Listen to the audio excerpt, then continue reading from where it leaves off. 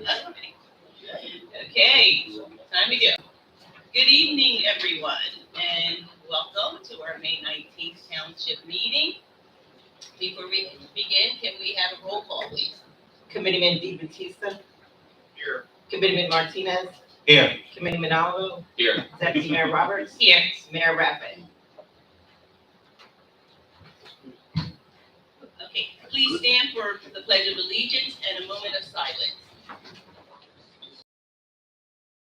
Pledge allegiance to the flag of the United States of America and to the republic for which it stands, one nation, under God, indivisible, with liberty and justice for all. Thank you. Okay. Announcement of compliance with the Senator Byron and Bear Open Public Meetings Act. Was published in the Courier Post in a retrospect on January 14, 2022. Consideration of and possible actions on the request for electronic participation in meeting. We have none.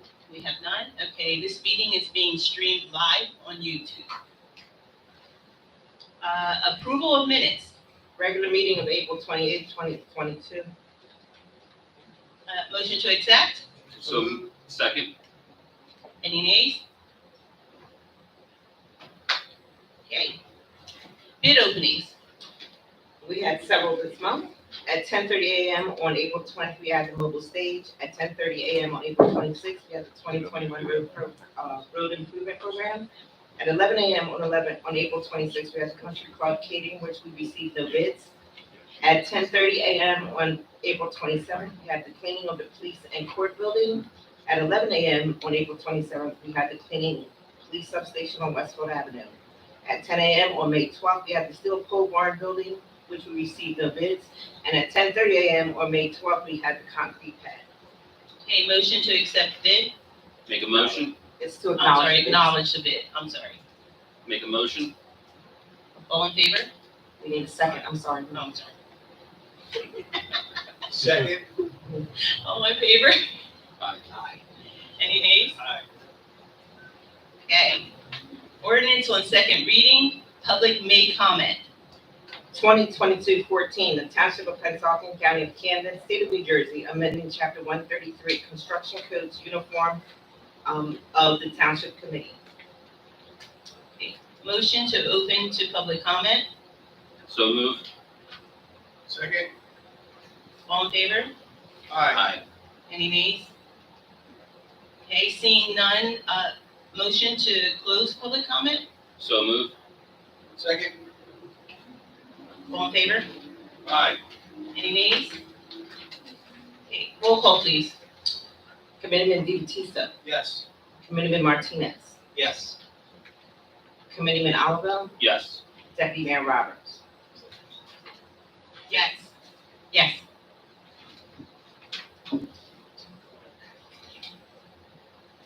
Ordinance on first reading, no public comment. Public hearing will take place on June 16th. This is for 2022-15, an ordinance to the Township of Pennsauken to repeal ordinance 2021-21, which provided for salaries and compensation to be paid to the officers and employees of the Township of Pennsauken, and substitute therefore salaries and compensation herein for the year 2022 and beyond. Okay. Motion to approve on first reading. So moved. Second. Roll call, please. Committeeman DeBattista. Yes. Committeeman Martinez. Yes. Committeeman Oliver. Abstain. Thank you. Deputy Mayor Roberts. Yes. Resolutions, public may comment. The following resolutions will be considered individually. Public hearing to take place on June 16th.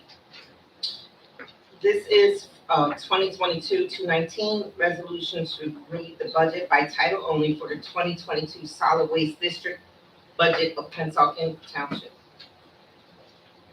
Okay, seeing no public comment, may I have a motion to adopt? Make a motion.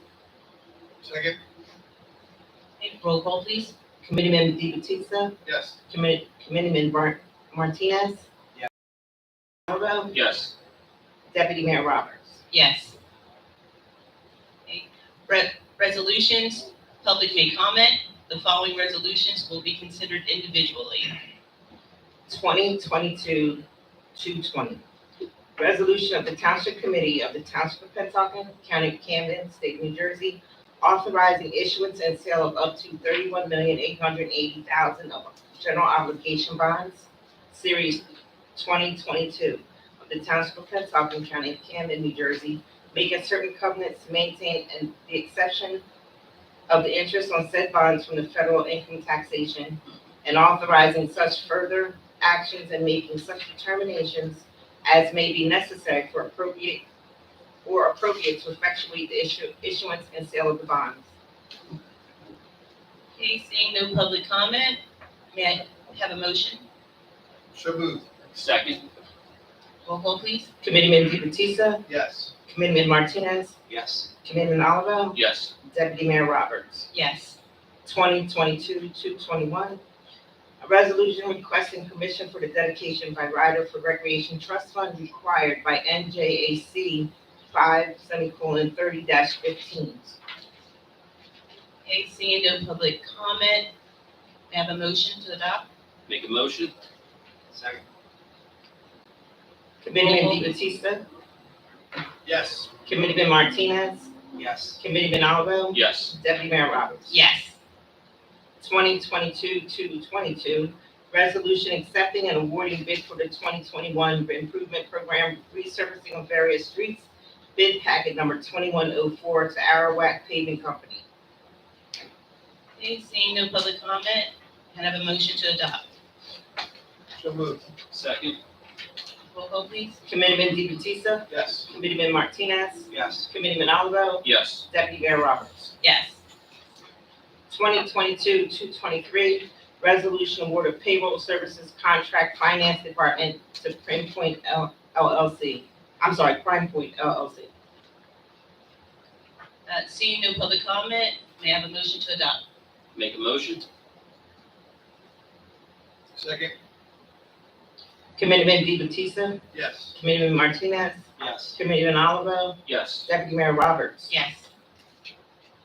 2022-224, resolution authorizing assignment, which is a certificate of sale. Okay, seeing no public comment, may I have a motion to adopt, please? So moved. Second. Committeeman DeBattista, Yes. Committeeman Martinez, Yes. Committeeman Oliver, Yes. Deputy Mayor Roberts. Yes. 2022-225, resolution adopting a notice of tort claim form. This is an official tort claim form for Pennsauken Township. Okay, seeing no public comment, may I have a motion to adopt? So moved. Second. Committeeman DeBattista, Yes. Committeeman Martinez, Yes. Committeeman Oliver, Yes. Deputy Mayor Roberts. Yes. 2022-226, resolution amending resolution 2022-86, determining the rate of services provided to stray animals to include North Star Vet. Okay, seeing no public comment, may I have a motion to adopt? Make a motion. Second. Committeeman DeBattista, Yes. Committeeman Martinez, Yes. Committeeman Oliver, Yes. Deputy Mayor Roberts. Yes. 2022-227, award of contract for professional services for animal shelter services. Okay, seeing no public comment, may I have a motion to adopt?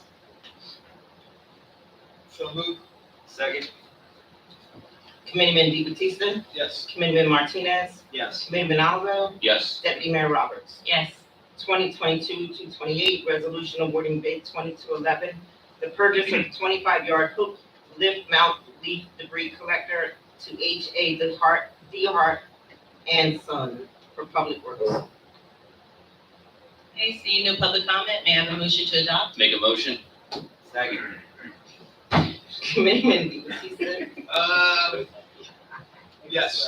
Committeeman Martinez, Yes. Committeeman Oliver, Yes. Deputy Mayor Roberts. Yes. 2022-229, resolution awarding bid 2212, the purchase of a 2022 Ford 5 F50 stake body to DFFLM LLC. Okay, seeing no public comment, may I have a motion to adopt? Make a motion? Second? Committeeman Deep Yes. Committeeman Martinez, Yes. Committeeman Oliver, Yes. Deputy Mayor Roberts. Yes. 2022-230, resolution amending resolution number 2022-118 for Technipro Electric.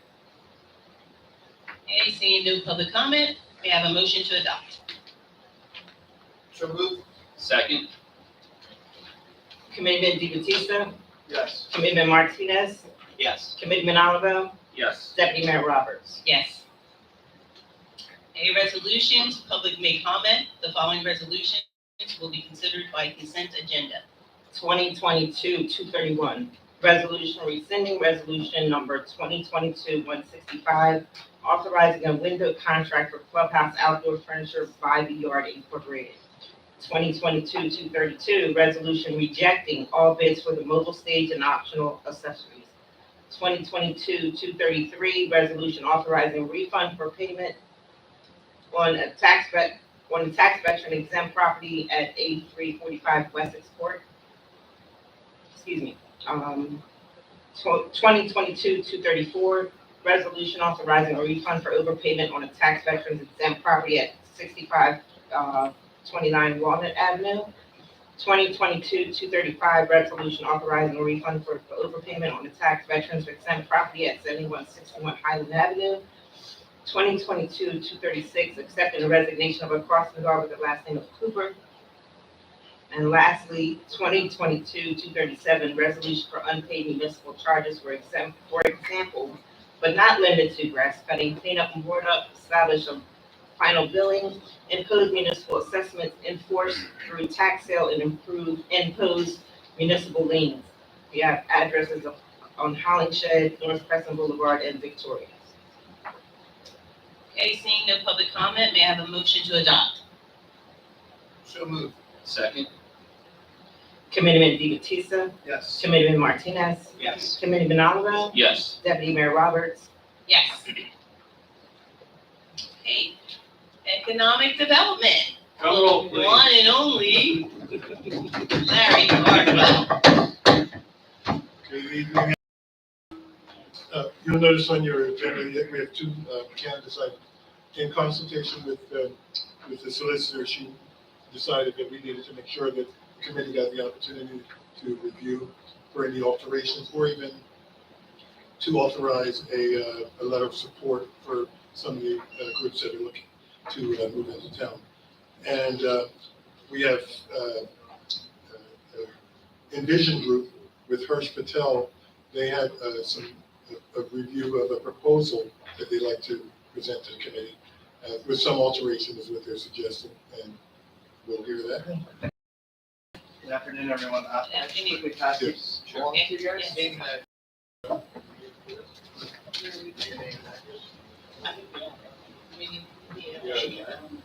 Okay, sure, can you please give us your name and address? My name is Hirsch Patel. My address is 80 Franklin Drive, Voorhees, New Jersey.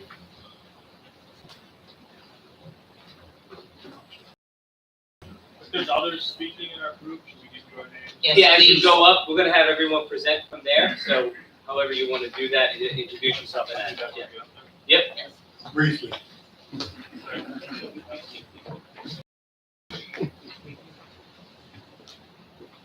Madam Deputy Mayor, members of the board, I'm Jeff Barron. It's nice to see you all. I didn't know I'd see you in 2 weeks, but it's nice to see you.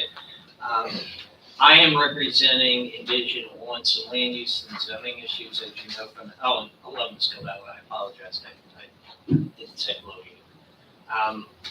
I'm here on some zoning issues that are relevant to this to get your input on those so that we can be better directed in the way to go. There is other counsel here that's going to speak to you about the economic advantages and compliance with the cannabis laws. So I'd like to have him go first because his is a presentation to you so that you can ask any questions you have about the business and the process.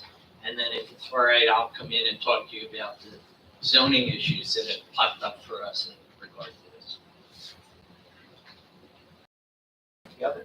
Yeah. Yes, just please, your name and address.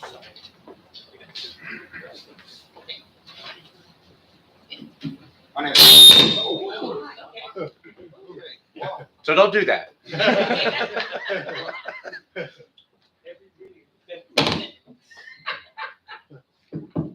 Apologies.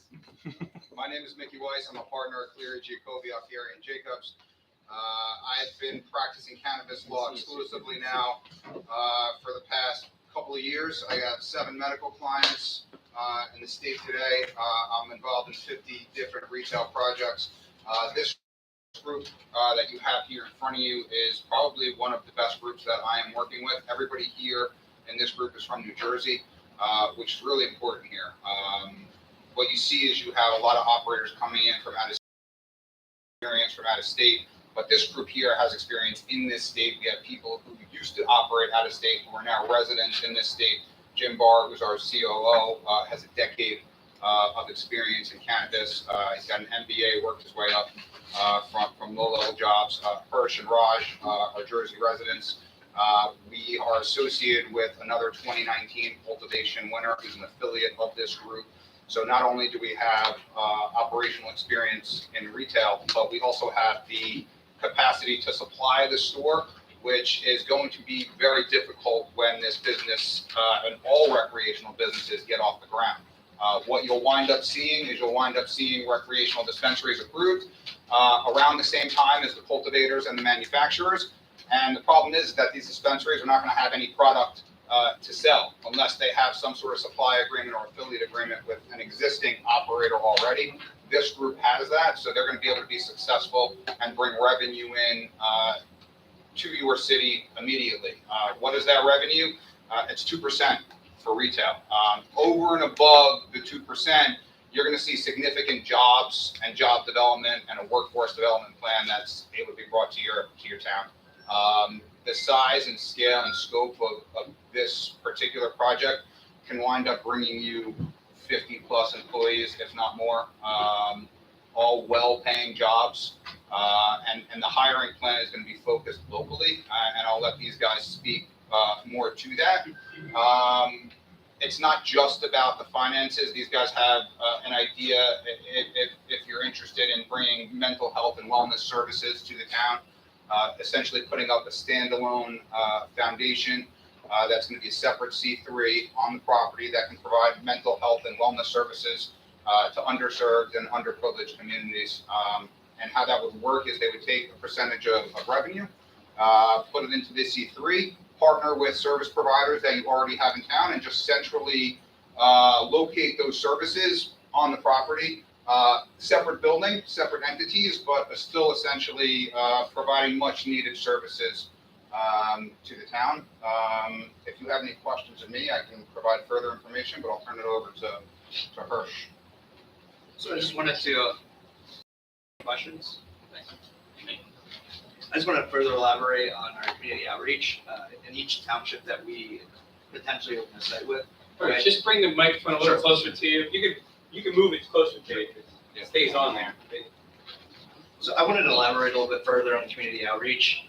Each potential township that we work with, we identify local organizations and not only provide funding, but mandatory employment volunteering hours. We have just recently partnered with Rowan University's Cannabis Institute. It's the first cannabis institute in New Jersey. This is going to be bringing research and internship opportunities to students to a new market, which is very much needed in a new emerging market. So further along, we will be working very closely with the sheriff of Camden County and local chief of police. Surveillance is 24/7. The site is extremely secure. You can compare it to a bank and a jeweler, except I would say it's even more secure. Jim can further elaborate on that when he steps up. And as Mickey was saying, in terms of our employment, we want to dedicate 50% of our total employees to Pennsauken residents. We'll be prioritizing applications based on residency, and we're going to be starting off with a minimum living wage of $16 per hour. Jim, if you'd like to further come up and speak further about your experience in the cannabis industry.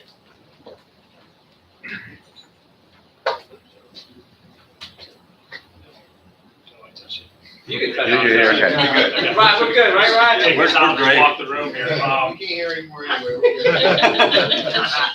James Barr, my address is 106 Valcourt Drive in Princeton, New Jersey, 08540. So I'll just tell a little bit about my background. And I recently moved back to New Jersey. My wife is from Mercer County. We moved back for a job opportunity at Princeton University, so that's why we're in Princeton. She's an administrator there. But I've been in cannabis 10 years plus now. My previous career was in healthcare, hospital administration, healthcare consulting. I was assistant chief financial officer for a hospital system out of Chicago. So that was my last job before I got into cannabis. That was 2009. Colorado was going through the first regulated system for a medical program. So they were transitioning from a caregiver system into a fully regulated medical system. So I went out there, had an opportunity, had a friend, an industrial engineer out there. We started a business, created a vertical business out there called Good Meds. I think only recently that was sold, so it was up and operating for 9 years. And I founded Good Meds and worked in Colorado for about 3 years, and then I started doing business development outside of Colorado. I'm from Michigan originally, East Lansing, Michigan, so I went back to Michigan, started lobbying the state legislature to implement a regulatory system as well in Michigan. It was very similar to Colorado with a caregiver, unregulated system. Went back to Michigan, founded some businesses there, helped push legislation forward in Michigan, and I've been involved as an owner, investor, operator in Michigan for 7 years now. So I actually met my wife out here in New Jersey. We moved back to Michigan for about 7 years, and she was supporting my career back in Michigan. So I founded a couple companies. One was called Pure Options out of Lansing, Michigan. It's 50,000 square foot manufacturing and growing facility, 6 dispensaries. I did that for several years, 4 or 5 years, and then I went into the corporate world. So I joined a large company in Michigan called SkyMint Brands. So SkyMint Brands was on a go public route, so it was more of a corporate role. I came in with them as a vice president of real estate development and mergers and acquisitions, worked there in that role for a while. I moved into senior operations role, so I was responsible for 90,000 square feet of indoor cultivation, all of our manufacturing, finished goods, all our supply chain management, project management, and also we had a 30-acre farm, so we did indoor, outdoor. We had 25 dispensaries. So it was a really large operation. So I kind of cut my teeth in the small world of cannabis and small business, got into the corporate role, got burnt out from managing the business through pandemic, and started a different company called SIP. And we make water-soluble cannabinoids. So we take oils, we make drink mix packets, electrolyte packets, and different products in the Michigan market. So I still do that. I have other partners in Michigan, but we moved out. My wife supported me for 7 years in Michigan. We're back to New Jersey and doing what she loves, and it just opened some doors for me and my experience in cannabis. I got connected with the Patel family and Nikki, and came on board with them. So we got really some exciting things going on here in New Jersey. One of them being this property in Pennsauken. So I'm sure we'll start talking about that property specifically, but we are in kind of the search mode right now and the development mode on the real estate side. This is an amazing property. I think there's an opportunity with the property being 2.3 acres to be able to do a much larger, more comprehensive development on the site, not just a retail dispensary, but I think there's a lot of other opportunities on this site with the amount of acreage there. And, so we have some interesting concepts that we're kind of discussing internally of what we can do on this property. But essentially, we'd be running a dispensary and potentially bringing some other licenses, if that would be an opportunity to that site. As you guys know, and Vicky described, municipalities get to participate really with the business from a revenue standpoint, right? So, with this particular business, traffic volume is really important to a successful cannabis dispensary. So traffic is probably half the equation. It's like, is it convenient? Is it on your route to work or home? Other piece is kind of the local community where you standpoint. We think this is an amazing property though, because of the access to 38 there.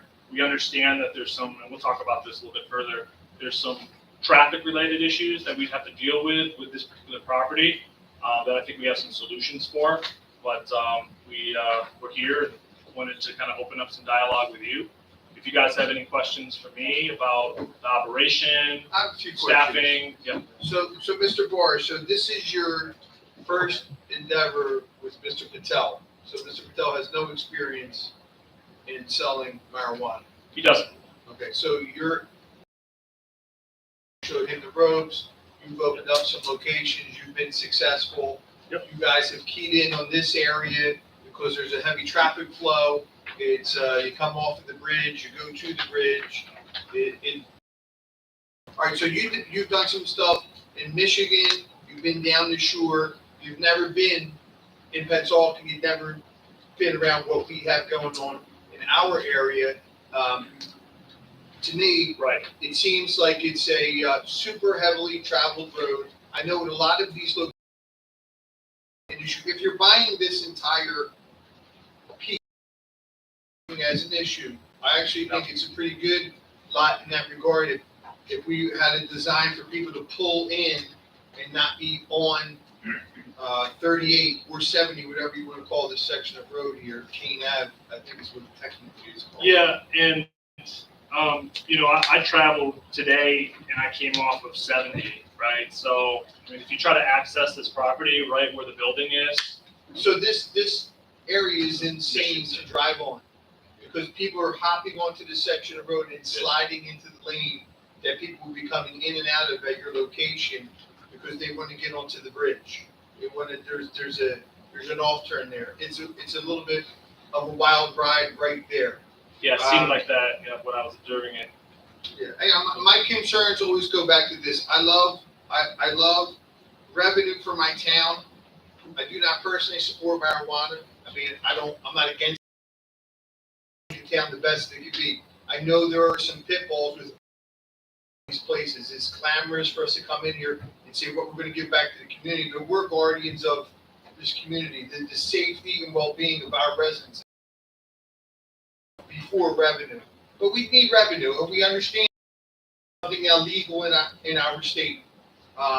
So we tread with caution in some ways in that regard. I see here you have your anticipated revenues for you guys would be, is this an annual 21 million you Yes. anticipate once you're up and running? Yep. You already have a connection to a grow site. We're never going to approve a grow in town. That's not going to happen. That's a permit we're not going to do. Okay. 21 million without being tied into a grow on straight sales from where you are. I think that's, when the market is fully operational, Yeah, fully not day supplied. Right. 2 years from now. I mean, the development, the Patel family and has a deep history in real estate development. That's a big piece of this, right? Is developing the property, designing it correctly, and then there's the running of the property and the business itself and the license, right? So two different things. I mean, there's a lot of planning, financing, development work is a really big piece of this, this project. So that's where I think, the Patel family really shines, and I'm going to be bringing kind of the operational expertise here to actually run the business. You guys say that you'd have 24-hour security system. Are you saying security, or are you saying 24-hour camera system? Camera system's a minimum. That's a state requirement, but for a business this potentially this busy, Right, this you would have you security could be a staff there. target of some sort. Yeah, and you don't want that. I mean, if there's robbery attempts, it makes us look bad. It could potentially make the city look bad. We We're don't worried want about that the safety press. of the people. If something was to happen, we don't want to see Yeah, anybody you get know, hurt. if it's, usually they have it in after hours, Right. you know, and there's no one around, but it's still a nuisance. They break things. It's, you know, the press, you know, writes about it, and that's something that we want to avoid. So you can do that by on-site security, Right. armed security. After hours, you can park security vehicles there, have a security guard that, you know, mans the property and rounds on the property in the evening. I would highly suggest that for a site this large and potentially this busy. I would think it would almost be necessary to have somebody on site. Without doubt, the camera would be an alarm to a button to our police who are, To add to that, one of your websites said curbside and delivery. that's, That should be our website. We don't have a specific website for this. No, but it's one of your stores. Curbside's really popular. Michigan. For Skyman and for, yeah, you know, most stores now through the pandemic started doing curbside because that was the only way they could stay open Yeah. when there was restrictions, for masks and vaccine, right? For masks basically, but, so curbside became really popular. I mean, it's at grocery stores, other retail businesses, so I think people enjoy that. But we do see a lot of customers still liking to do, you know, preferring curbside. So yeah, so you can pull up, Right. staff would be there, this would be during business hours, you would have security on staff, potentially escorting your staff outside, right? Yeah, so what you were saying, the security. Yeah. You can have bulletproof glass if you're walking the cannabis outside to the driver or curbside. Now we have an issue. Yeah, I mean, there's always security potential issues, but I think you can plan around that with how you lay out the property, how you secure access to certain parts of the, you know, parts of the property. You know, I think on this particular property, you're gonna have to have a single access point that's further down Route 38. So all of those curb cuts would have to be closed, they'd have to be blocked with a fence, potentially with landscaping, right? So you need to, you know, prevent certain access points. So that's certainly a, you know, security protocol we would go through, is looking at that, planning the space. We'd have security professionals that are looking at where those blind spots are. But I mean, this particular property and the camera coverage on it, this is not a good, dispensaries are really not great targets, man. I mean, there's some serious, security and security personnel that can be armed.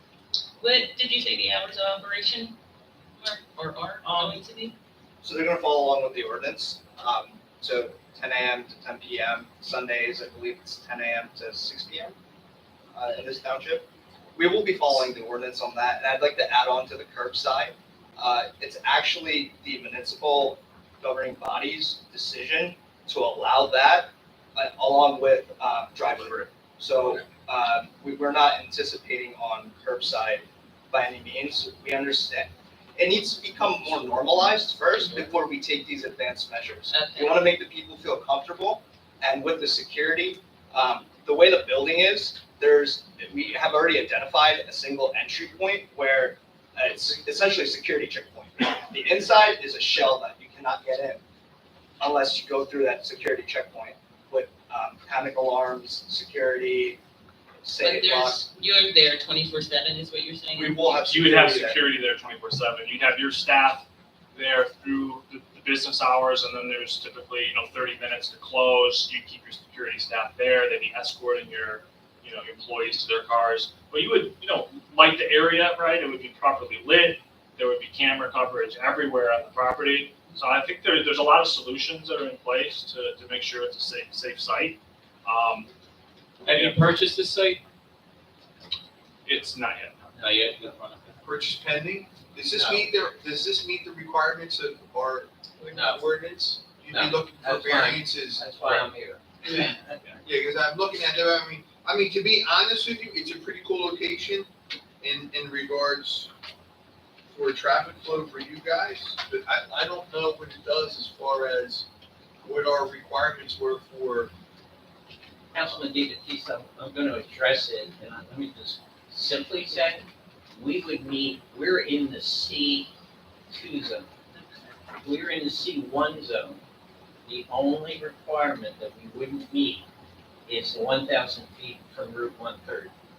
I think the reason you put that in is you didn't want frontage from Route 130. We didn't want residents living That's just what I- off of 130 to be impacted by That's what I people thought. parking. Well, that's where I lived. I lived at Highland and Mark Place. There you When I go, looked so at you're not this, right I across the said, street, I got you. I said to them when I first got involved, they don't want these residents to be that Or we don't close wanna to impact what's our going on 130. But Correct. we're gonna address all that. Really, what I'm gonna ask you to consider is just extending the L1 zone, which does permit cannabis, and I'll show you where that would be. It's right adjacent to us, down to Route 38, and then we would be permitted. Then we would be compliant, with the exception of 1,000 feet from 130, and that we would be asking for a variance from. We're gonna show you a map. I think when you see it, you're gonna realize this doesn't pose, the traffic issue is a traffic issue. It doesn't go away. Well, it's a big lot. I think you take away some of what my concerns would be with traffic with the size of, I mean, I don't know how big your facility would be. I mean, this is, Initially, the intent is A third to of use this? the existing building that, I think it used to be an automobile. Yeah, thank you. But in my day, it was a Tuxedo. yeah, Tuxedo Junction. When I went to the prom, I went there. I might have rented a tuxedo. That's where I went to get my tuxedo. So it just tells you, you're getting a little. So that's the building that you want to use, so you wouldn't be expanding upon what that is. Not for the time being, that's how we play. And I'm gonna talk about what we thought about the site and what our ultimate. And I think operationally, and just me driving that as well, those curb cuts, I think you need to ultimately close those, right? With landscaping, with a fence, and then you have the access point through the Strand Avenue there. I think that gives people enough time to get over that are gonna get on the interchange there. I think you can make that a safe, safe access point. And also it controls flows in and out, and so it's easier from a security standpoint to manage that as well, so. Mr. Barron, can you clarify, did you say this property is in C1 or C2? This property is in C2. I said C1, Mr. Weller, but it's actually in C2. C1 is permitted, C2 it's not permitted. Since you read the ordinance, you knew that better. I would just make a comment about this particular use. I know you have some reservations, and, this is, the state, wanted to incentivize communities to participate, but this is really unique, to be able to share in the revenue from a business, right, that you bring to town. So, 2%, kind of municipal, we're partners in that, right? So I think that's a really unique function of this law, and, I know you're not considering other uses right now. Is it just cultivation that you're not considering because of smell or because it just doesn't fit into your master plan, or? Can we leave that off tonight's discussion? Yes, sir. Because you've made that This made decision. these guys so nervous. I mean, we're not looking to recreate the wheel here. I got it. I'm not against it. My Yeah, point is, I'm just to me, my thing is, I'm worried about the safety of our residents. I'm looking about making, we as a team continuously working, to make this town to be the best that it can be. And we like something positive. I understand it's something that is now legal. I understand it's something that people enjoy to do. There's the stuff that is good, then there's the stuff that is bad. I do concentrate on the positives in life, so we'll go on the positive side. Ultimately, we're dipping our toe into this. We're not doing a cannonball. Right. So we have discussed as a committee and administration as we want to get involved with this, but we want to take it slow for our residents, to make sure that things are working out the way we all hope they do. There's a lot of variables here that are new, so we're trying to be conservative with how we're moving forward. Yeah, thanks for Nobody knows clarifying. it except for Belmar, where there is a distribution site. I'm sure you won't know about that, but that's medical. It's been around for a while. Other than that, it's new to everybody. Linda and I are in Woodbury, we're doing it in Woodbury, and it's a challenge. If I might, I'd like to just spend some time, because I know you're all volunteers, and I'm sure you're really, really thrilled with this, all these presentations, but I want to try to maybe shorten it up for you.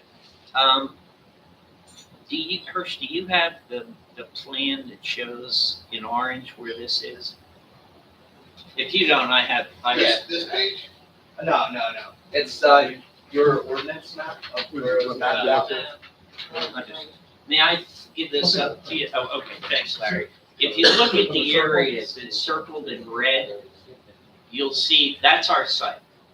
And if you look on page 15 of the handout that you have, that shows you this site with the 3 buildings, actually it's 4 buildings. There's 3 buildings in the front, there's a tattoo shop, parlor, there's us, and then behind us is a closed building, which we would want to use, we would propose to use for some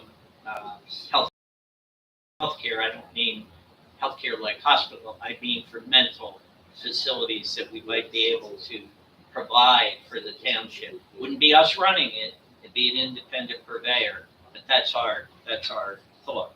You'll see that there are billboard signs up on this site.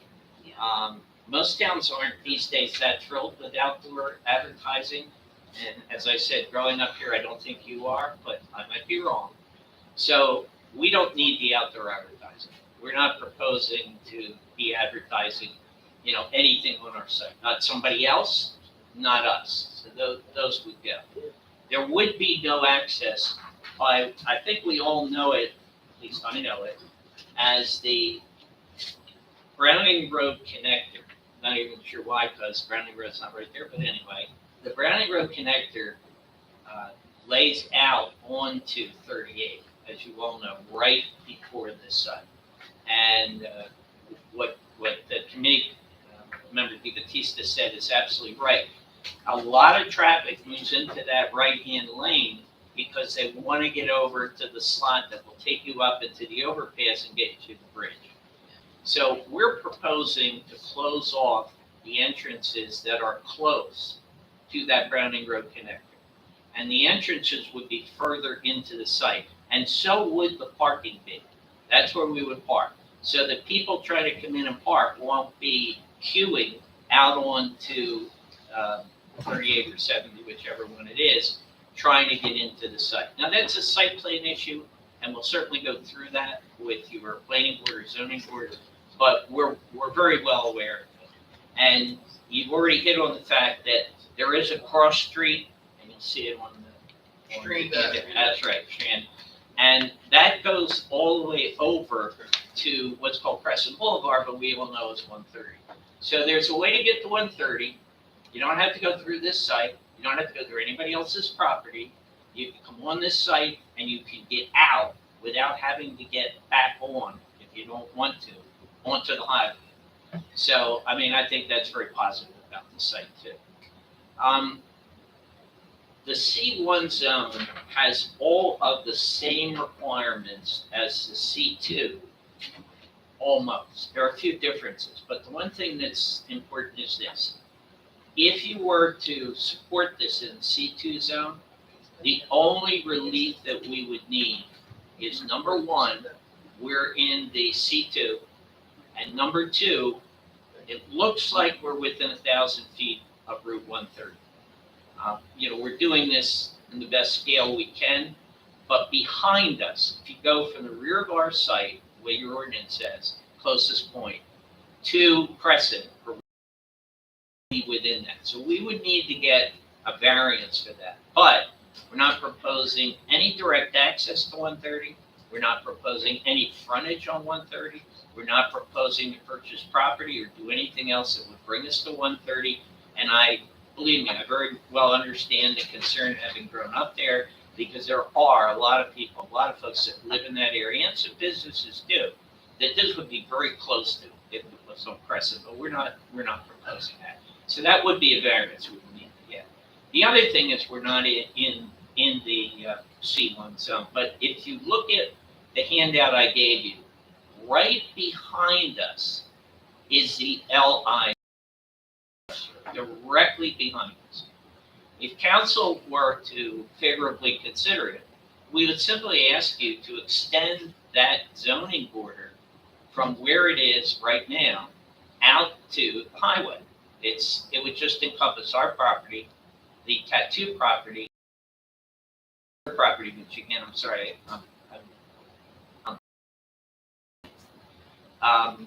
they are light industrial uses anyway.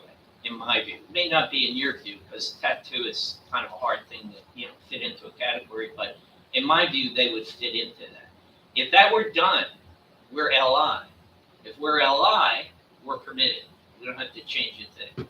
If we're not LI, we could do the same by going out and doing a use variance. My concern about doing a use variance is when we go to the zoning board, we're gonna burden the zoning board with much more than zoning issues. They're gonna be asked to look at issues like, why did council decide we should have cannabis, and how much money is this going to generate? I don't think they're really relevant to the zoning issue that the board is used to seeing.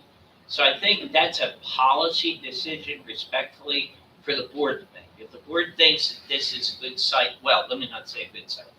If you think it's a workable site, that this site can be done in a way that would be both safe and productive, then I think it should be with you to decide about the zoning. Because you've already decided LI is an appropriate zone. So we're right next to our LI. I mean, for all intents and purposes, we're not LI, but we're as close as LI as you can get. So that's what we would like to do. You've seen the revenues, you can kind of calculate the percentage. The one thing that wasn't presented to you is real estate values. This project, from the estimate that I got from Hirsch, and Hirsch, correct me if I'm wrong, we anticipate doing the exterior of the building, doing the ultimate renovations that we would like to do on the site. It would be a rateable of about $1.3 million. Right. Now, your administrator's here, so he can tell you at your rate and ratio what that would kick off to the town. But most people just come to the town and say, here's the income you're going to get. Well, some of those may be renting properties from somebody else. And the reality is, you may or may not be getting the benefit of that. You will be getting it here. And that comes with, basically no risk. Let me talk about security. We have a security officer who is experienced in law enforcement, has worked with other cannabis. Almost all of these cannabis facilities in New Jersey have ex-law enforcement. And the way that it works, especially the handoff at burglary, if you want to call it that, there's only one entrance you can go through. You have to be screened to go through that entrance. That entrance is not open or accessible when the facility is not open or accessible. Once you're cleared to go in, then you go into an area where you select what you would like to purchase. That's a different route with another set of security. That's also not open at night, and usually has no access to the outdoors. In other words, if you're in that room where the cannabis is, you can't get in that room unless you come through that entrance that is secured by both armed personnel and other, devices, security devices when you try to get in. So these are very, very secure. And I know it's a great concern, and I've listened to it. I've been on both sides of this with cannabis. People that want it, people that don't want it. So I understand all of your, trying to figure out how it works.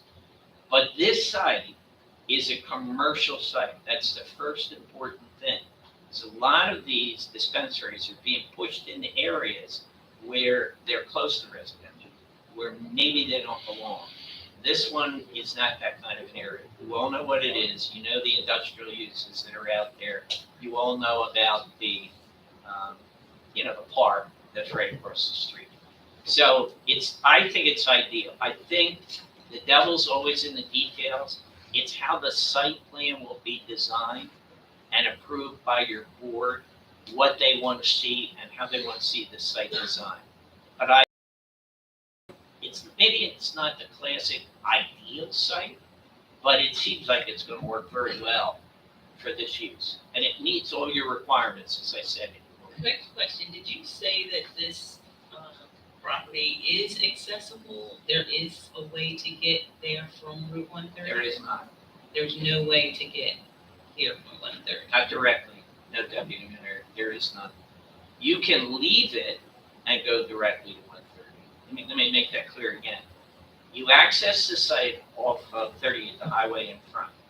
When you leave, you can go out on Staten Street. Thanks.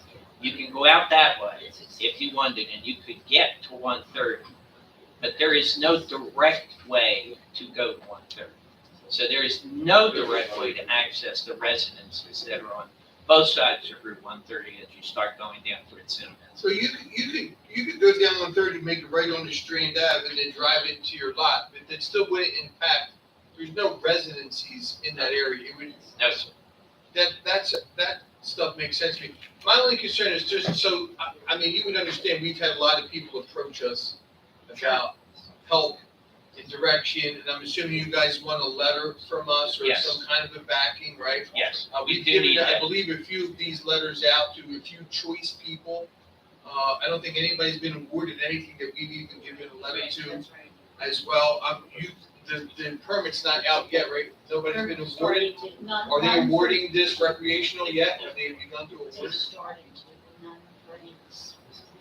for our area? There are none in So Pennsauken. you don't even know that you would actually wind up getting this. You're pinpointing us as an area you'd like to be. You'd like to get a letter from us of support so you can say, we have somewhere to go and this is where it wants to be. But we've also had a lot of people come in and we've had discussions as we've gone over this ordinance. I mean, at length, we've gone over this ordinance. And it is tough because we are having strict guidelines to follow and it is limiting in a lot of ways, but we can't stop somebody for applying for a variance, but I don't believe we would be able to tell you that you could get a variance. I'm not asking Now, you. anyway, you'd have to appear. No, Committeeman Batista, I'm not asking you. The letter of You want support, a letter prior to even, you right, know, you could would actually say get a that the variance. governing body found it to be acceptable. We would still need to get that variance from the zoning board on its Correct, merits. But that's why I'm asking you to consider the rezoning, because that you do have authority to do. And if you just simply extended that line down from the LI, that would be taken care of. And then, but anything else, and the only other thing we know is that they'll. That would be something that obviously we'd have to discuss a little bit. Oh, yeah, no, and I would suspect we'd be working with Ms. Well, what we Noel. do is we get into a group of people and we go round and round and round and round and round about marijuana. It's insane how much time we put into it. I was on the phone with your planning board solicitor last night about what you had asked me to speak to him about in regard to the liquor store / restaurant. And I mentioned that I'd be here and he said, "You're gonna talk about marijuana?" I said, yeah. He said, "Well, I've been sitting in a couple of those meetings." He said, "You might want to take a pillow with you and be prepared for He's a long, great guy. a long discussion." He's So not lying. I get it. But listen, we want to put our best foot forward and it's our job to do it and we do it. Yeah. So that's what it boils down to, just if you want a letter from us and then we're okay with the site, and you like a letter from committee. And I would like to have committee authorize a dialogue between whomever, I don't know if it's Larry, if it's Ms. Colella, whoever, about the zoning issue and what could be done. I mean, it's stuff that you guys get into detail with. You gotta give notice within 200 feet because you're changing the zone boundaries. It's a whole deal. But it's only people around that site that get the notice. So it's not like a normal kind of notice where everybody gets panicked. It's 3 or 4 people that you're gonna get the notice. That's all it's gonna be. And I don't suspect. Curious about the site. So this section of this site, so is this more than one block and lot? Yes, It has to be, right? So the block and lot on Strand and Kane Ave on the corner where all the cars are parked, that is owned by Elite Auto Services or it's not? They lease that land from the landowner. we own. Well, we You don't guys own- already we don't own own that? anything today. But if we were to go through with this transaction, Is there multiple people you guys would have to buy for this purchase of this land? Is it the person who owns this land, owns it from the Tuxedo Place all the way to Strand Ave? I don't know if he owns it from the Yeah, tuxedo, one, Yes. that's good. but it's all one track The now. whole And with- parcel. Yeah, and I guess he leases that area to those. I believe so, yes. And our vision, as I said to you, would be to move the entrances further down 38, enter closer to Strand, not Strand itself, but closer to Strand, and to park down there. All right, so I'm glad you said it. So that leads me to my follow-up question. If you guys own that piece of land, are you going to allow Elite Auto to park broken down Comcast vans That's on all, that property, or is that going to be that's all. solely for the purpose of your existing should have business? said that, 'Cause we and I would love to apologize. see that not be I know. what it is. I should have It is said a that. problem. It's a problem for us. I should have said that out of the gate. And they're a nice business. Elite Auto is a great business in our So I've town. been told, it's But very this is busy. a terrible section where they park and jockey I know, I cars went back. by it. Yeah, it's And not, from a security standpoint, you wouldn't want that. yeah. I mean, they're nice guys. They do business. They've been in town for a lot of years. Right. They keep their property nice, but they certainly do not leave that area nice at all. I should have said out of the gate, the signs go and the cars go. Okay. And I apologize. I No, didn't that's mention good. I'm Sir, if just, I may, it's gonna be a full redevelopment. yeah. The $1.3 million was basically the build out itself, and that's considered the core solid. Right. We're talking complete, and this is why a lot of the SkyMint items are introduced. That's essentially what the facility would look like, from, beautiful parking to landscaping to lighting, so on and so forth. This is a pretty high-end business, if you may. It's not. Yeah, I've seen the renditions or the pictures of the places you've already been dealing Right. with. It seems nice, but I mean, I think this starts off redevelopment of the 38 corridor between the Browning Road connector out to whatever we now call the circle. I don't know what's called it. Used to be an airport. That's how old I am, but that's way back. So my point is, on this side, except for, as you pointed out, the automobile repair place, which is a little further down, that whole section would be cleaned up by this proposal. So I saw this proposal as having more than one benefit to the town. There's a financial benefit, there's an aesthetic benefit, there's a business benefit, there's a business development benefit. I think it does a lot of things for the town that I can't imagine other sites would do. So I think that's what makes it unique and makes it really ideal. Thank you guys. We appreciate your presentation, definitely. And we do know, so all in all, you want a letter from us? If we can, Madam Deputy Mayor, that's what we would like. And then I'll be happy, as I said, to interface with whoever you would like about these other issues, like the L1 zoning and all of that, so we can see how. So what I would suggest then is that, you've given a lot of really good information to the committee. I think it's a very good presentation. Let them have a chance to digest this. Absolutely. And I'll get back to you, Mr. Brown. when I get some Or I'll come direction. back. I can make this a 2-week stop on my agenda every Tuesday. Yeah, there you go. See you guys, that'd be fun. Gets Okay. me back to, I went to junior high school right there. Thank you, we appreciate And it. then we'll be in communication with you. Thank you. We appreciate Thank you. it. You guys want your zoning map back? Yeah. All right, Larry, what we got next? I don't know, Keep it days. all right, Larry, thank you, Larry. Alex Highland, he's with Freshly Green. Basically, it's, he does manufacturing, micro manufacturing. So he's looking just for the committee to, he would still have to go to the board, but our requirements are looking for a larger building than a micro. Micro's only 2,500 square feet. So, Alex. Good evening, may it please the committee. I was gonna say that. My name's Alex Freshly Green Hyatt. Freshly Green is my middle name. It's both my grandmother's maiden names. I'm a former social worker. Oh, my address, I live in Haddon Township. It's 917 Merrick Avenue, Haddon Township, New Jersey, 08108. I started Freshly Green Cannabis infused olive oils. I'm a former social worker. I've lived in Haddon Township for about 6 years with my wife, who's a teacher in Camden County, Camden City Schools. And I have 6-year-old twins that are in kindergarten. So this is where we live. This is our home. And transitioning into a business after, kind of getting burnt out from being a social worker. When I was looking for communities where I could base my business, I can't be in Haddon Township because they don't allow cannabis businesses. However, I can go to any of the adjacent communities if they allow them. And there is a little section in Cooper River where Haddon Township and Pennsauken touch, which my book is adjacent. But looking at going over the ordinance as a micro business, I'm limited to 2,500 square feet or smaller. And the ordinance as it's currently written, I believe it needs to be an acre-sized lot. And frankly, there aren't any basically small houses on giant lots that are really feasible. And I'm looking, I'm starting as a micro business, so I'm also looking to rent.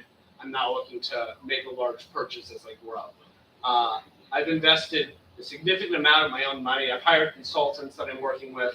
I'll have a business plan, my application submitted to the state by the 27th, I believe at the end of next week, is what our contract says, they'll deliver that. And I'm going to continue to work with them on retainer as I develop a security plan and go through basically all the auditing. They're a local company, but they have experience of opening, working with other cannabis manufacturing businesses. The way I make the oil, olive oil, it's a very simple, straightforward process. I'm looking to get in stores right away because it's not considered an edible. It's a tincture.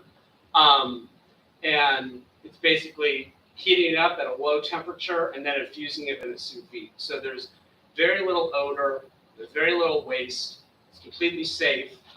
As I probably grow, I'll get into extracting, and the only and most dangerous chemical I would use would be ethanol, and a simple way to extract the THC from the cannabis. But that's down the road. But I'm here today to kind of, one, see if Pennsauken is a good place for me to locate my business, and the appetite for granting a future ordinance of a variance of where I could open a business. Because right now, I don't think it would be possible. But I have hired a realtor. We are looking, I have identified a few potential places that could work that are within the zone. And it's olive oil only. It's a manufacturing license Yes. that you're applying for? As a micro business, yes. As a So, micro. That's still a class 2 license? yes. There isn't much difference. I mean, there's the amount I'm able to buy on the supply chain. I'm limited to 10 employees or fewer. And, I'm learning how to do this. So I'm not trying to go, as you guys are, as you go forth into, cannabis, you're not trying to go cannonball in either. So I'm trying to place it.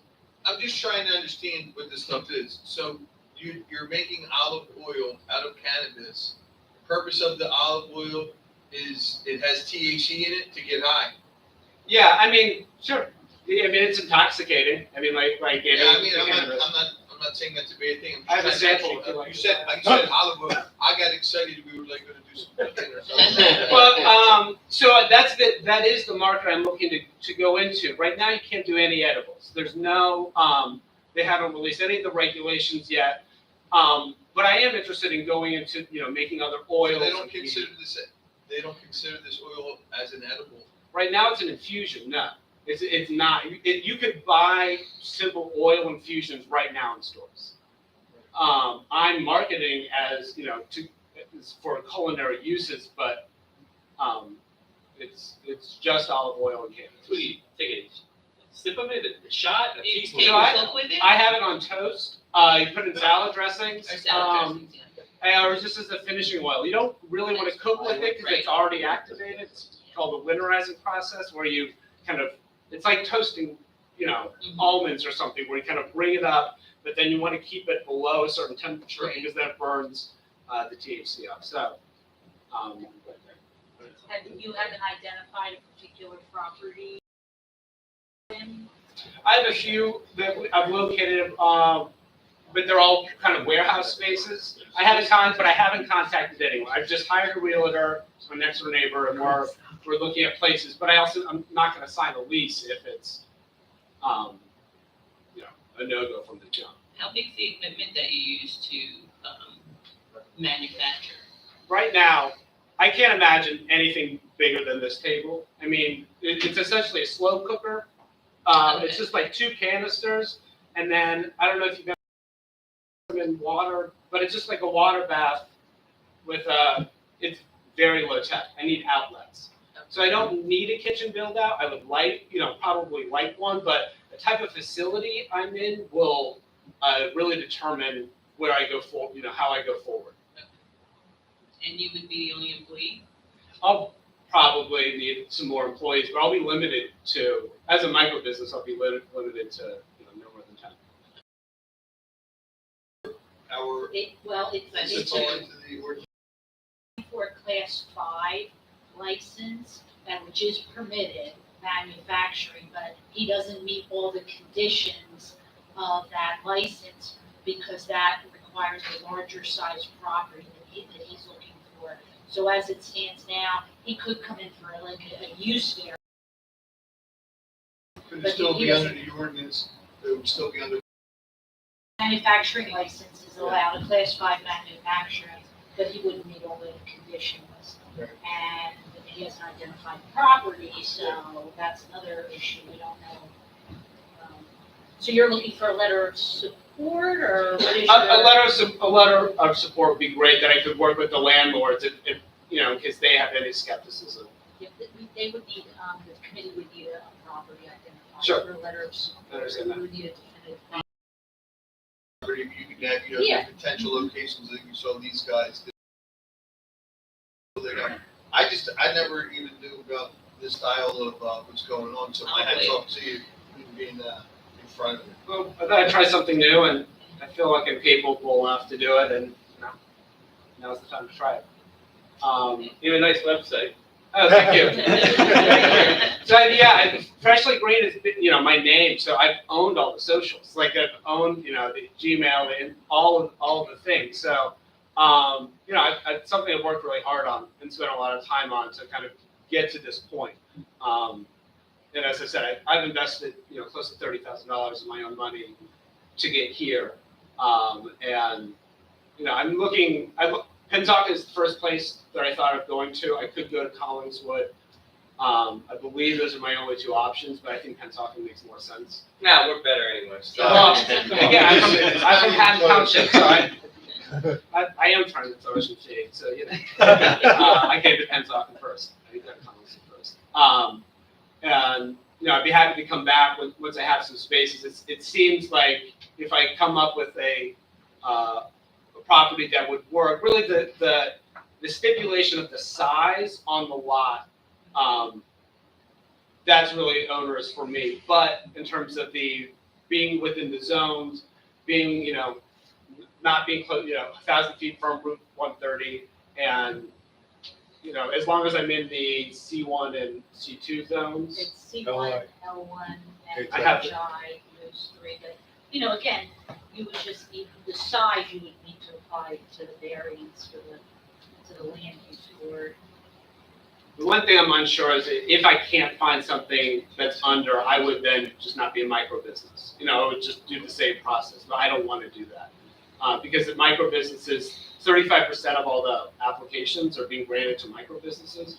And I also just think it's important to, start small. This is a retail location as well, so you cultivate, you're just manufacturing it. Yeah, only, and so I would be, So that ordinance is set basically for retail, that's why those stipulations are as stringent as they are. So you're kind of falling into something that we're seeing, we said that, the manufacturer section of these permits was allowable to us because we didn't see the harm in actually doing it. But as we chiseled out these details in the ordinance, it was based on retail, so you would have a leg to stand on, present for that. Again, we can't tell you that a variance can be given and have to go through the proper channels to do that. But that would be I'm just telling you, as countless hours were spent, that's where our concerns were. it seems like everything is with good intentions, and I think I would have a minimal impact, very little traffic, I would ensure security. Seems unique in that regard, especially they're not doing retail. Yeah, I have no appetite to interface with the public, and I know what I like to do, I know what I'm good at, and know what I'm not good at. I didn't see that on the website. And, plenty of strengths. Yeah. It sounds like the industrial Yeah. zones are what you want to key in with, the LI and HI. Right. There's probably more opportunities there. Work with, Larry to look at some properties. Pardon? He could work with you to look. Yeah, for absolutely, some- yeah. Between me and Steve, trying to make sure it fits. Yeah. Okay, good, yeah. All right, so stay in touch with, Mr. Yeah. Caldwell. Thank you. Great. I appreciate the time. Yep. Thank you. back Thank to- you. Good luck. That's it. See you later. Get back up. Okay, it's time for public comments. Yep. Okay, make a motion to open the floor for public comment. Make a motion. Second. All in favor? Aye. Any nays? Okay, going once, going twice, public comment? I was wondering if I could talk about the soccer. Oh, yes, please, come to the mic, your name and address, please. Sure, absolutely. Soccer, right? 5 minutes. 5 minutes. We need a few soccer balls. My name is Steve Cade. I live at 6749 Grant Avenue in Pennsauken. I am the president of the Pennsauken Youth Soccer Club. My main reason here, and I want to thank you for letting me speak tonight. I troubled you guys earlier with an email that's probably See, a little closer to the mic. a little an email earlier today about some of the topics I want to, main topic I want to talk about, and that would be increasing. Thanks, Rob. Would be open a dialogue about increasing the percentage of non-resident players to be allowed to participate in our program. Mentioned in my email earlier, we're not trying to build any dynasties or super clubs. Quite honestly, we would use these, if we went another 10%, it would allow us to probably field at least 2 or 3 more teams, which right now we don't have enough roster players to fill a team. So in some cases, we're telling, anywhere between 5 to 10. Can't have a travel team for you because we can't allow any more out-of-town kids to come play for the team. And quite honestly, we were contacted by local clubs like Maple Shade, Cherry Hill, Cinnamon's, and Delran, where they have players that are actually stranded because they don't have enough kids for a program where they could come and we could put together a team to be able to compete in the South Jersey girls and boys soccer leagues. Again, we're not building any super club. We're just really providing a competitive soccer program for the local kids in Pennsauken and Merchantville. We do Camden and North Camden players. I think over the last couple of years, especially since we broke away from PYAA, I think we were able to provide proof that we can run an organization pretty smoothly. We're also providing a lot of things that we weren't able to provide when we were part of PYAA, which one of the main things is professional training that we have coming now 2 days a week. We have a professional academy that comes and trains our players, which, again, it sweetens the pot for the people who want to stay in our town. Quite honestly, if a player leaves and goes to another organization, it's almost next to impossible to get them back. We've seen that several years ago. A large contingency of players left PYAA, went to Cherry Hill, allow out-of-towners. It's been rebuild the program because it's very much so a domino effect. If one player leaves, it's usually their siblings leave. So now that we have one team that was struggling, now we have 3 or 4 teams that are struggling. So we're trying to stop that. We have seen some kids come back to our club, which has been great. But we think that if we can increase the ordinance possibly to maybe 15 to 20%, or even create a different type of system with allowing the number of players that could sit on a roster team, because the age groups, for example, our youngest age groups for travel soccer, which is they consider 7v7, 7 versus 7. The roster players is 14 players on a team, the maximum we can carry. Most of our teams carry probably 10 to 12 kids on one of those rosters. So we would look to be maybe allowed to have 3 out-of-towners on that team. The next level is a 9 versus 9. Obviously, we increase whether it could be 4 to 5 kids that we can have from out of town. We would also consider putting in provisions that you're not allowed to cut any in-town players. If they're a Pennsauken or Merchville resident, that you will not be able to cut a in-town player. Again, we're not trying to create super teams. We want to give teams to the youth to have a better opportunity to play these travel programs. I'll give you an example of how hard it is to field some of these teams. I coach, it should be a 2011 girls team. On my 2011 girls team, I have half my team is 2012, and I have 1 or 2 2013 players because we don't have enough players in 2011 that want to come and play travel. It's hard to convince parents who want to spend their Saturday afternoon at least an hour driving sometimes. Also, the cost, which we've been working on too. We are probably one of the cheapest clubs in South Jersey. We're fortunate with some of our sponsors, and we're going to continue to keep that at a low cost value for our residents of our town. We're probably half the price of Cherry Hill, and some of the other clubs were almost a third of the price. So, and that's another thing is that as we continue to get sponsorships, where it'll give us more opportunities for families who weren't able to afford to play in the soccer program now to play in the soccer program. So, but again, we would like to see it possible to start a discussion about increasing that from the 10% up to either 15% or 20% even of out-of-town participation. So again, to just field teams and stay competitive. Thank you, Mr. Kane. I did get your email earlier today. I want to tell you that our youth sports is very near and dear to all of our hearts, very important to our community. So it's something that would thank you for coming and letting us know about the basic evolution of things, the way things are happening now, and there may need to be some changes. You have to look at it, and so we appreciate your presence here and what you've presented to us. So, does anybody have any questions? Steve, that way, so you're talking about travel. Travel, yes. So if you can make that a little clearer for the committee members, so rec and travel are different. Yes. So your rec is okay with 90-10?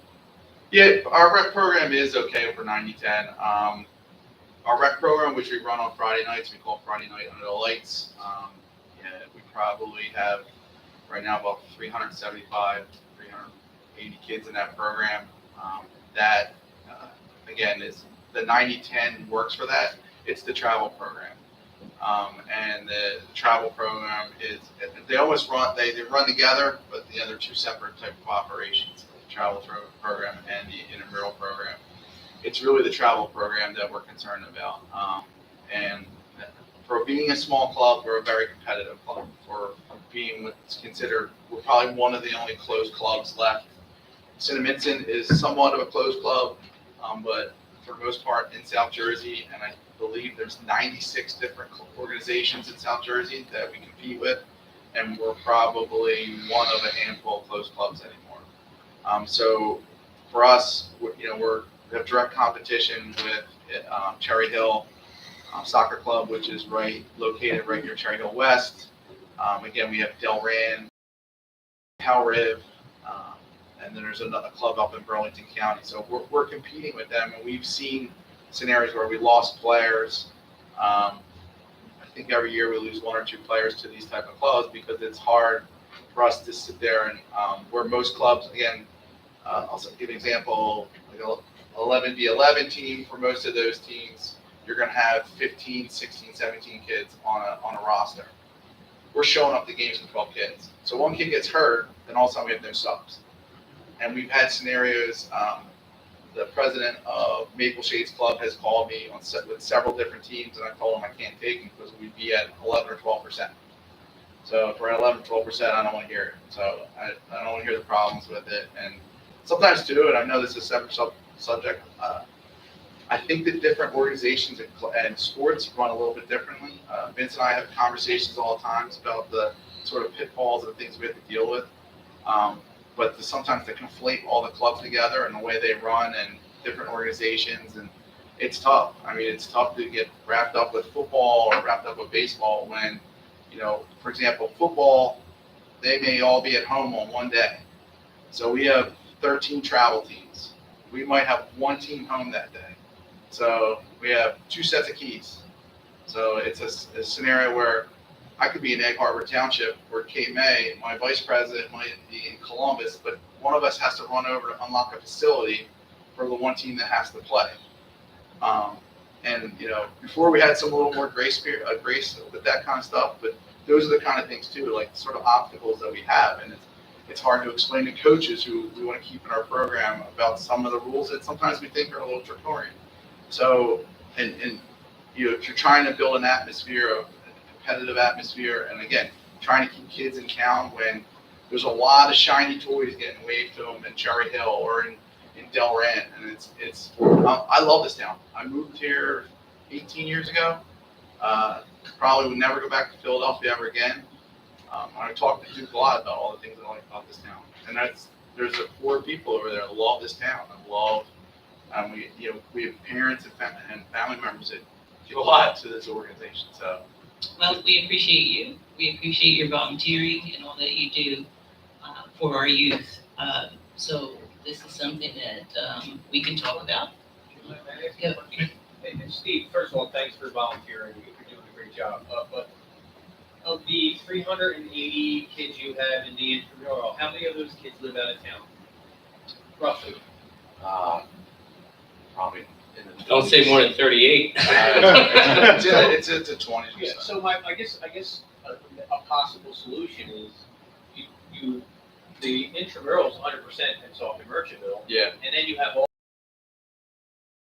total number, because the total number of 10% is all have 380 kids, right? In your intramurals, and then you have another 50 in travel. I don't know, just throwing a number. And move it over to intramurals only. And you can Well, still we actually, 10. when we give you our numbers, and at the 10%, that's including intramurals. Of course, that's Yeah, my and our point. travel So- program. so So I that's think what if I'm we saying. do more than, So you could just, the intramural is only Pennsauken Merchantville residents. So that allows you the 10% of the out of town to all participate in the travel, which, would that help? Because that covers all of the kids. it would help, but we're still like, we're Non-violent.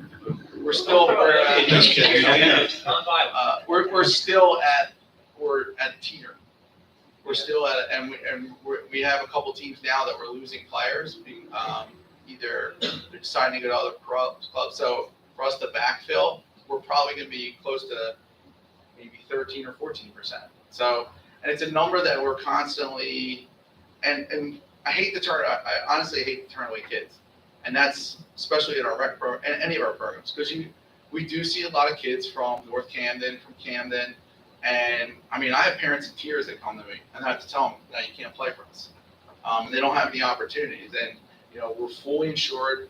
We cover all those kids. We got our own insurance and stuff like that. And we've talked about things like, trying to keep the cost of it down. But, if we have to go as a private club and get a permit, that only means I'm going to be raising, costs on kids in town anyway. And it's something that we're trying to avoid. And I get all the rules. I get where things are abused and stuff like that. And, that's again where I want to start sort of a dialogue. And if all the different sports presidents, we would be willing to sit down and talk about it and kind of come out and make something that's very pragmatic and would work for everybody, would work for the township. Because I get your pain points and, being at a couple meetings on different things where other clubs may be violating stuff, where we may violate something. So I get it. So but I think, again, I just want to start that conversation. Thank you for opening the dialogue. I'll say this, to be fortunate to play youth soccer in town as a young kid when it was PYAA, but I understand you guys derive from where that began. To see where you guys have taken it now is to be commended, Steve. What you guys do is incredible. Friday night or seeing what happens, it's awesome.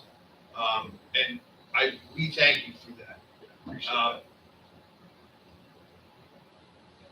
And even again, I'm just saying, like, to be as intimate as we've been with what you guys do, I respect what you guys do. I think you run a really great organization. I think you dot your I's and you cross your T's.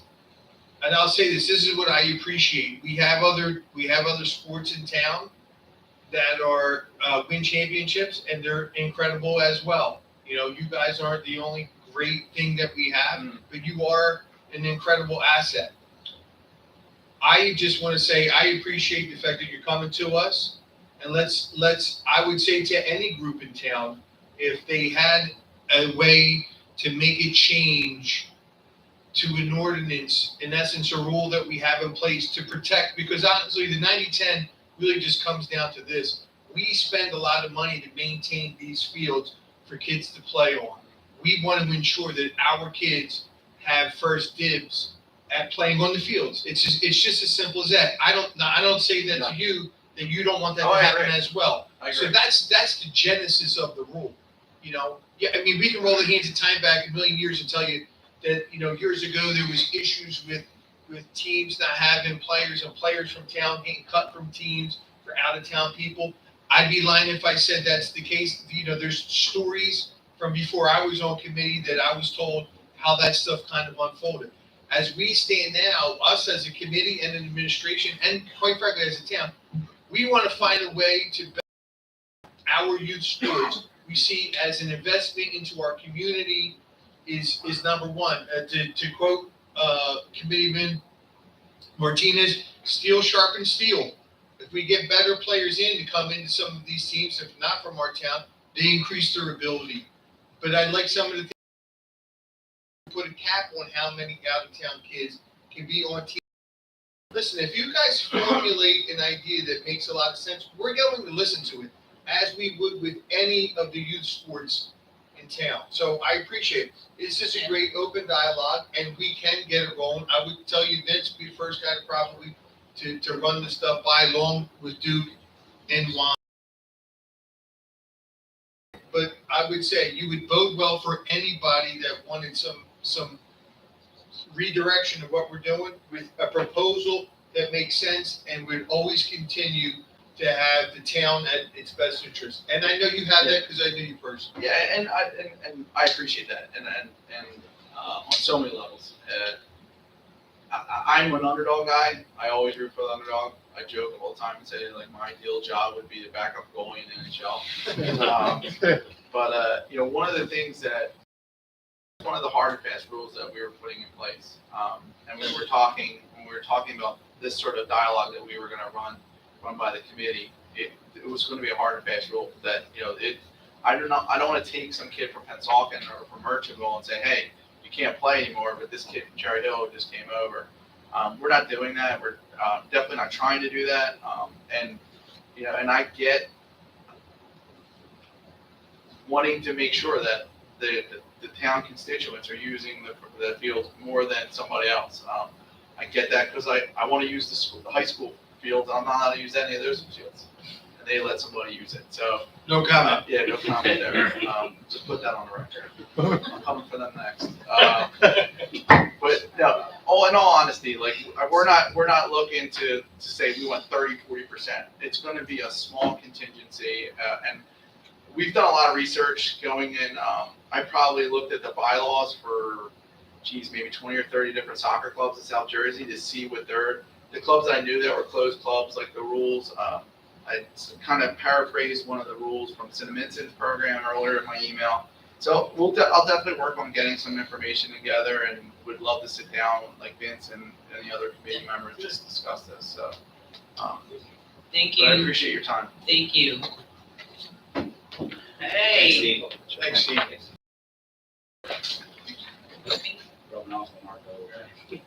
Hey. Motion to close the, any motion to close the floor to public comment? Make a motion? Second. All in favor? Aye. Any nays? You're on a roll. Okay, time for committee comments. Tonight I have to start. Okay, so quickly, we celebrate with everyone Asian American Pacific Islander Heritage Month. And so, yes, we celebrate with everyone. What was it? It was Monday the 16th. Monday the 16th, the mayor and I did a Facebook Live question and answer event. I think it went well. It was awesome to engage with our residents. I hope to be able to do another one, hopefully in the near future. But that was our first. I think it's a good thing for us to engage that way. And like I said, hopefully we do another one in the near future. That's really basically it. I want to say that I know the numbers are really going. I said this last month, but it's true. The numbers are still going up for COVID. So I want to encourage everybody to be safe. And that's about it. Have a wonderful evening, a great weekend, and Committeeman DeBattista. Thank you, Deputy Mayor. I want to say, listen, as I sit here tonight, just in general, listening to some of these topics with the economic development, it just reminds me of how blessed I feel to work with a great team as we see these things that come up and all the effort we put into for the town. It's an honor to work with you guys. I want to just thank you guys, to be honest with you.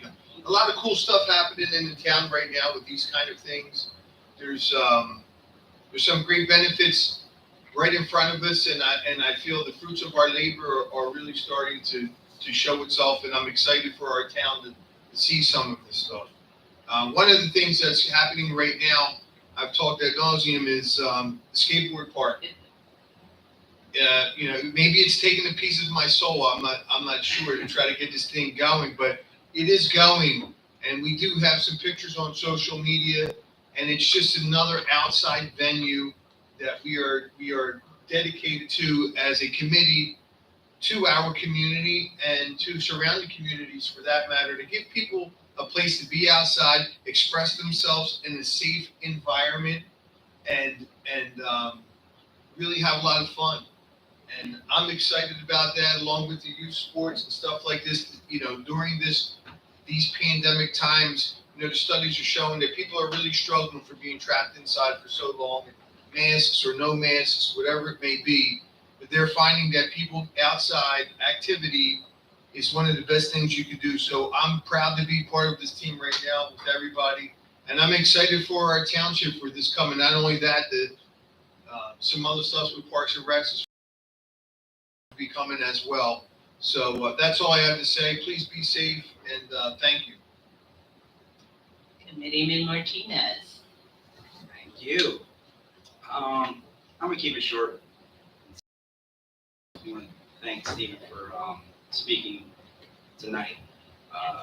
Sports in town is very dear to me, so I understand everything that he's saying. And the Parks and Rec Department, Juan, Duke, we've worked really hard to make that ordinance work, but it needs to move forward with the future as well. And I understand that. I understand your struggle with competition, towns, and families leaving because, maybe shiny. But we've done some things in town with, public works, with fields, doing the best that we can. And I feel like if we continue to do what we're doing, everything will work out. So I'm going to applaud you for showing up tonight, and a dialogue will be had, and we can speak. I can have some ideas from the last time we spoke. So we'll talk about this. Thanks. So summer programs are open for registration. If you want to find the details on those, you just go to PensaukenEvents.com. And like Marco was saying, there's a lot of stuff to do outdoors now since COVID. And there's a list of things if you go to that website. I mean, there's Muay Thai on there. There's soccer programs, there's a baseball program, dance, the list goes on. And I think this is pretty much the first time we've done something like this extensively. He's not here right now, but Juan played a big part in that. He's doing a great job. It's Parks and Rec, so I want to applaud him too. He'd kill me. Oh, All right, wrap this up, we're done. take it All away. right. Well, this mentioned that pool memberships were open. You have to make an appointment, so make an appointment with Juan or Dana in front. Thank you. It's the ghost of this building, wants us out of here. Yeah, get out. Committeeman Alabo. I'll make this even quicker. Thank you, Deputy Mayor.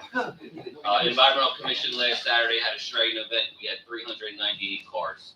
That's great. It keeps going up every year, and hopefully we'll get 400 by next year. Also, Sunday, May 29th, is the wreath laying at Liberty Park for Memorial Day. That starts at 12 p.m. and that's on Birchville Avenue and Westfield Avenue. That's all I have tonight, guys. Be safe, and have a great night. Hey. I did leave one thing out, I'm sorry. June 9th, Senior Appreciation Day. Is that the right words? Yes. Yes. At the Pennsauken Pool. At the Pennsauken Pool. Hold that up. Listen, in order to come to it, there it is. In order to come to this event, we're talking extensively about this as well. You have to do a cannonball if you're gonna come in. All right, that's just one of the rules. I believe Patrick is gonna be there. If supposedly he can do the triple landing, Yes, I can. a couple diving boards we're gonna ship in. It's gonna be a great time. It is free. The hours will be as such. Frank has it on a piece of paper over there. There it is, Frank. Thank you, Frank. Noon to 4. There it is. So we're excited about that. I'm sorry, Deputy Mayor, Patrick told me earlier I was supposed to say it, and I dropped the ball. I'm sorry. Thank you for that. Okay. Before we get to the last resolution, Okay. June 2nd and June 19th, we're back on our regular scheduled programming for June. Right here. June 2nd and June 19th. Okay, resolution, closed session, public may comment. Resolution 2022-238, resolution authorizing a closed session of the Township Committee of the Township of Pennsauken to discuss matters of attorney-client privilege, contracts, and personnel. Okay, I don't believe the committee is going to be taking any No action action. after the closed session. okay, so seeing no public comment, I make a motion to adopt. Can someone make a motion? Make a motion? Second. Committeeman DeBattista, Yes. Committeeman Martinez, Yes. Committeeman Oliver, Yes. Deputy Mayor Roberts. Yes. All right. Okay, that's it. Thank you all for being here. Committee, administrator, thank you all for the time tonight. I know it was a little long, but thank you so much.